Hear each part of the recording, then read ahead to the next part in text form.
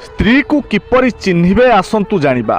भल महिला माने कम कथा हुअंती एवं केवल निज काम उपरे ध्यान दियंती। जो स्त्री माने उच्च स्वर रे कथा हुअंती सेमाने काहाकू खातिर करंती नाही।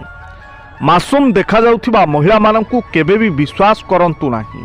जो महिला माने निजकू अधिक सजांती सेमाने केवल निज सौंदर्य पई गर्व करिथांती।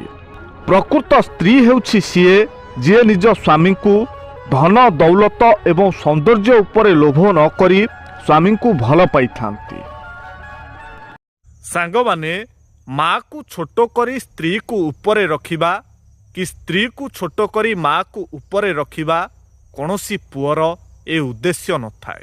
आउ हाँ एटा सत जे माँ कथा शुणी केतेबेले स्त्री सहित झगड़ा हो जाए, पुणी केतेबेले स्त्री कथा शुणी माँ सहित मनोमालिन हो जाए। आउ एथिपाई संसार रे किछि क्षति होई न थाए। क्षति तो सेतेबेले होई थाए जेतेबेले घरर एही सब कथा बाहर को चली आसी थाए। आउ ठीक एतिकी बेले बाहर लोक फायदा नहीं ओलटा पालटा करी कथा गुड़िक कही तुम घर को भांगिबा पई चेष्टा करंती। पुरुष लोक घर कथा बाहर किछि कही न थांती, कही थांती केवल स्त्री लोक माने। तेणु सांग माने जीवन रे गोटिए कथा मने रखंतु, घर करिथिले तो एमिति छोट मोटो समस्या सब लागी रही थाए, किंतु घर कथा केबे भी भूल रे बाहरे प्रकाश करंतु नाही।